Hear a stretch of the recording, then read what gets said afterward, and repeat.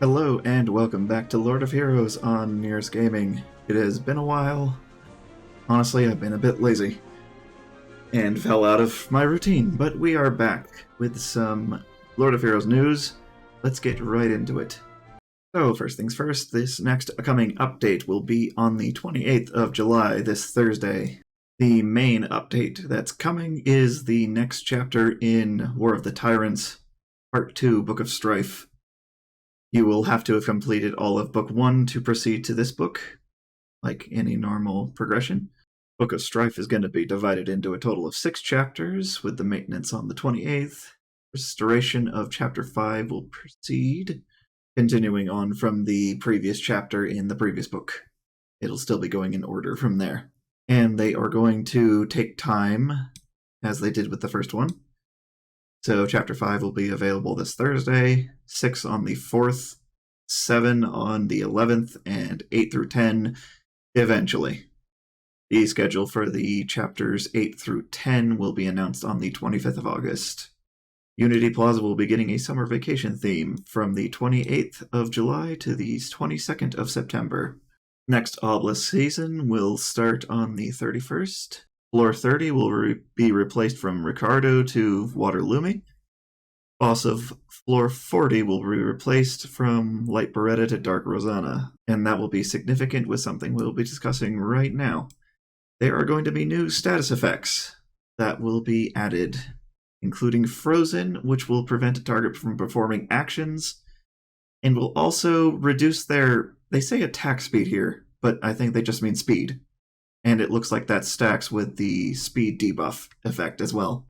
And Waterloomy will have that on that boss next season, which I would imagine might bring changes to playable Lumi as well. We shall see. And also, damage increases when there are fewer targets. This will be added to AoE abilities so that they are not utterly useless when there are not multiple targets to hit. Dark Rosanna of Floor 40 will have this effect. Potentially playable Rosanna will as well. Certain normal stages will have difficulty adjustments. Status of bosses on normal stage 3.8 and 4.12 will be increased. Don't know what they mean by status increase. Not entirely certain what that means. It's going to apply to all hard bosses. Occupation rewards in normal and hard will be adjusted. So this is when you finish getting all of the 3 stars in a region. That will be going up from 10 and 20 to 20 and 30, and you will be retroactively rewarded if you already completed these, by the sounds of things. So anyone that's completed all of this before, you're going to be getting a nice renown boost come Thursday. The Alka Market is getting essentially a drop box where you have to pick things up that will store things for 30 days, whether it be items or currency. The limited summon is going to be changed to featured summon. That's purely a name change that does not affect anything.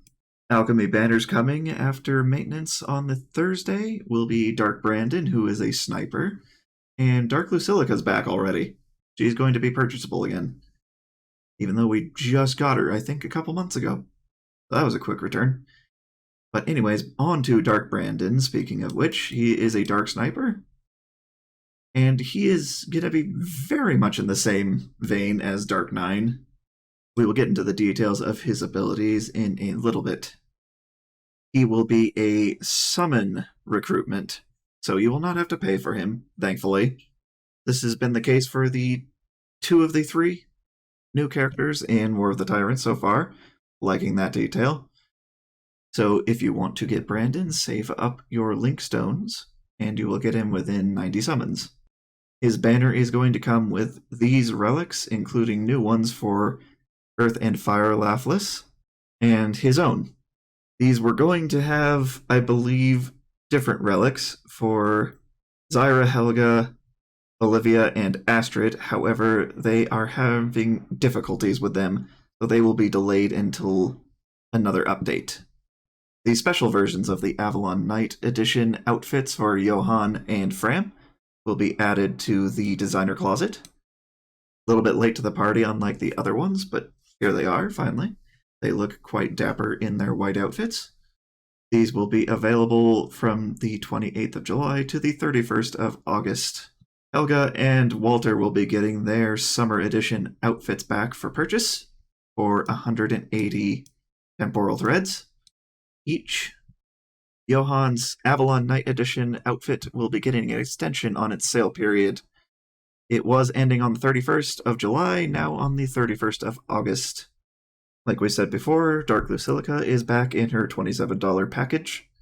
So if you miss picking her up, she is going to be available again. Something to note with Dark Lucilica, she will be having a bug fix with her true damage on her first ability. It will no longer be affected by shields. It will straight up ignore them now, so that true damage bypasses shields. Much like with all other story segments, there will be a free and paid pass for War of the Tyrants Part 2. You will be getting free rewards for certain milestones, and if you would like more, you can pay for it. We will be getting a Summer Special 3-tier reward package. First one being free like usual, second being 9, and third being 27. As for events, paid to upgrade will be happening the 28th to the 31st, so on the day of the update, Thursday through Saturday like usual. Add gifts will be returning to Temporal Threads the 31st to the 30th of August. Energetic Efforts will be coming on the update day through the 15th of August. Arena Fighters will be happening from the 31st to the 14th of August. Training with Aslan will be returning from the 27th to the 12th of August. Rowan's Daily Meetings, which is a consecutive login days event, will be happening on Maintenance Day through the 31st of August. You only need to go 16 days in succession to get everything, so you have an entire month to get those 16 days in. The rewards of which will be these, because you cannot see them all on just the screenshot. And here are the rewards for the Aslan training, since those cannot fit either. Obelisk Ascension for the next season will have a... I don't actually know if this is accurate, because according to this, it will be only active for about 4 days. Although it's only to 30 floors. So actually no, that is accurate. August 4th through the 7th. Progress 30 floors, and you will get a Contract Hero Relic box. Now we will get into Dark Brandon's skill set.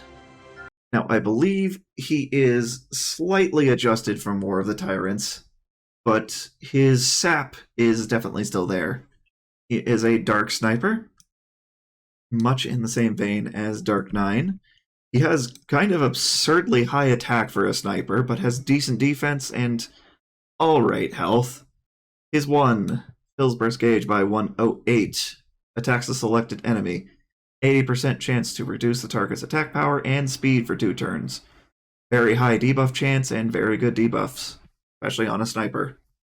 His 2 we get the level 1 and level 5 of. At level 1, attacks all enemies, 60% chance to inflict 3 stacks of sap damage on each enemy that lasts a turn. Already starting off pretty solid given there's 3 instances. At level 5, it's going to be the same cooldown and burst gauge, but attacks all enemies, 70% chance to inflict 3 stacks of sap damage on each enemy that lasts 1 turn. And additionally, 80% chance to reduce their defense for 2 turns. Getting in some nice percentage health damage and making your DPSs more able to deal damage. His burst, Death March, cost 4, attacks all enemies, deals 10% more damage for every debuff on the enemy. Very similar to Dark Lumi. And they're indicating they want you to lean more into defense, given that is more abusable in the percentages than his health. So likely going to be heavily on the defense and speed side with a burst set to produce that burst gauge for your DPSs. And he gains defense against light element attacks. That is going to be it for Lord of Heroes news on today, July 25th. I will most likely be trying to record a playthrough of War of the Tyrants, Book 1 and 2, come the update. I look forward to that. I also have some beginner guides in the works, and more hero spotlights. So until all of that, I will be seeing you